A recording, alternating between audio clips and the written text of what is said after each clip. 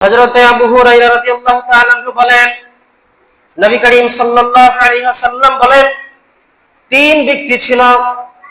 একজন ব্যক্তি ছিল শ্বেত রোগী, আরেকজন ব্যক্তি ছিল মাথায় চুল নাই, কাক মাথা, আরেকজন ব্যক্তি ছিল অন্ধ, চোখে দেখতো না।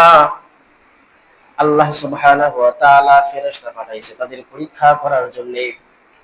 একজন ফেরেশতা আসছে আল্লাহর পক্ষ থেকে। ফেরেশতা সর্বপ্রথম শ্বেত রোগীর কাছে গেছেন। একটু চুপ করে গেল। সর্বপ্রথম শ্বেত রোগীর কাছে ফেরেশতা গেছে, জিজ্ঞাসা করছে, তোমার কাছে সবচাইতে ভালো লাগে কোন জিনিস? তুমি আল্লাহর কাছে কি চাইবা? শ্বেত রোগী বলছে, আমার যদি সুস্থতা হয়ে যায় এটাই আমি আল্লাহর কাছে চাই। আমার রূপটা যেন ভালো হয়ে যায়, আমার চামড়াটা যেন ভালো হয়ে যায়, সুন্দর হয়ে যায়, এটাই আমি আল্লাহর কাছে চাই।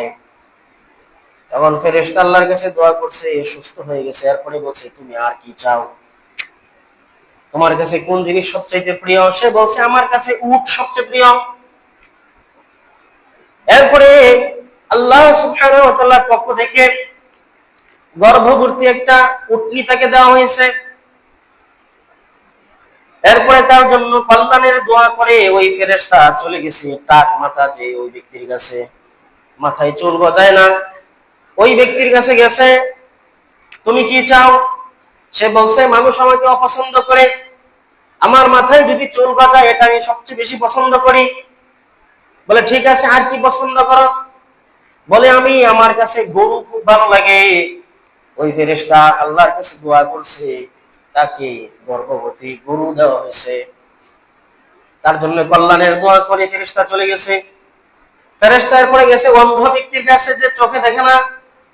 অন্ধ ব্যক্তির কাছে গিয়ে বলছে, আপনার কি ভালো লাগে? সে বলছে, আমি যদি পৃথিবীটা দেখতে পারতাম, আমার চোখের দৃষ্টি যদি ফিরে আসতো, তাহলে এটা আমি বেশি পছন্দ করি। তুমি আর কি পছন্দ করো? বলে, আমার কাছে ছাগল ভালো লাগে, বকরি খুব ভালো লাগে। ফেরেশতা তাকে গর্ভবতী ছাগল দিয়া এরপরে কল্যাণের দোয়া করে চলে গেছে। অনেকদিন পরে যখন তাদের একজনের মাঠ ভর্তি উট হয়ে গেছে, মাঠ ভর্তি গরু, আরেকজনের মাঠ ভর্তি ছাগল, আল্লাহ তাআলা ওই ফেরেশতাকে আবার পাঠাইছেন পরীক্ষা করার জন্য। ওই ফেরেশতা সর্বপ্রথম শ্বেত রোগীর কাছে গেছে। শ্বেত রোগীকে যায় বলছে, আমি মুসাফির হিসেবে আসছি, আমার সম্পদ শেষ হয়ে গেছে, টাকা পয়সা শেষ হয়ে গেছে, তুমি যদি আমারে একটু সাহায্য করতা, উট দিয়া একটু সহায় সম্পদ দিয়া যদি সাহায্য করতা। ওই ব্যক্তি বলছে, বহু মানুষ আমার কাছে চায়, আমি কারে দেব? আমি এখন দিতে পারবো না। ফেরেশতা তখন বলছে, তুমি তো শ্বেত রোগী ছিলা, তুমি তো গরিব ছিলা, আল্লাহ তাআলা তোমার রূপ ভালো করছে আর তোমার এত এত সম্পদ দান করছে। ওই শ্বেত রোগী অস্বীকার করছে, অস্বীকার করে বলে, আমি আমার বাপ দাদার থেকেই ধনী, আমি বাপ দাদার আমল থেকেই ধনী, এই সম্পদ আমার বাপ দাদার আমলে আমার আল্লাহ দেয় নাই। অস্বীকার করে বসলো। তখন ফেরেশতা তাকে বলছে, তুমি শ্বেত রোগী ছিলা, তোমার জন্য ফেরেশতা এসে দোয়া করছিল, সম্পদ দিছিল আল্লাহ তাআলার পক্ষ থেকে, আর তুমি অস্বীকার করে বসলা, তার জন্য অকল্যাণের দোয়া করে ফেরেশতা চলে গেছে। এরপরে ফেরেশতা গেছে ওই যে যার মাথায় টাক ছিল, ওই ব্যক্তির কাছে গেছে। ওই ব্যক্তিকে তাই বলছে, আমি তো মুসাফির, আমার সহায় সম্পদ শেষ হয়ে গেছে, আমার যদি কিছু দান করতাম, আমি এখান থেকে সুন্দর করে সফর করে চলে যাইতাম।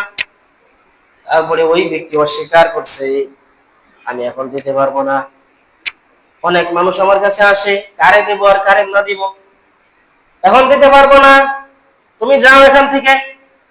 ফেরেশতা মনে করে দিছে, তোমার মাথায় চুল ছিল না এক সময়, তুমি এক সময় গরিব ছিলা, আল্লাহ তাআলা তোমার মাথায় চুলও গজাইছে, অনেক সম্পদ দিছে, কিন্তু এখন তুমি এই নিয়ামতের অস্বীকার করতেছ। ওই ব্যক্তি একই জবাব দিছে, আমার বাপ দাদার আমল থেকে আমি ধনী, আর আমার মাথা আগে থেকে চুল ছিল। তখন ফেরেশতা অকল্যাণের দোয়া করে চলে গেছে অন্ধ ব্যক্তির কাছে। ওই অন্ধ ব্যক্তিকে যায় বলছে, ভাই, আমি এখানে মুসাফির, আমার সহায় সম্পদ শেষ হয়ে গেছে, আমারে যদি তুমি অল্প কিছু দিতা তাহলে আমি সুন্দর করে সফর করে এখান থেকে চলে যাইতাম। ওই অন্ধ ব্যক্তি বলছে, হ্যাঁ ভাই, আমি এক সময় গরিব ছিলাম, আমি চোখে দেখতাম না, অন্ধ ছিলাম, কিন্তু আমার রব আমারে চোখ দান করছে, দৃষ্টি দান করছে, আমি চোখে সব দেখতে পাই, এবং আমাকে আল্লাহ তাআলা সহায় সম্পদ দিয়েছে। ওই যে দেখো মাঠভর্তি ছাগল আছে, তোমার যতগুলি মনে চাই সব নিয়ে যাও। আল্লাহ রাব্বুল আলামিনের ওই ফেরেশতা তার জন্য কল্যাণের দোয়া করছে, আর পরিচয় দিছে, আমি হলাম সেই লোক, যেই লোক তোমাদের কাছে প্রথমে আসছিলাম, আয়েশা তোমাদের জন্য কল্যাণের দোয়া করে গেছিলাম, আর তোমাদের জন্য এই ছাগলের ব্যবস্থা করে গেছিলাম।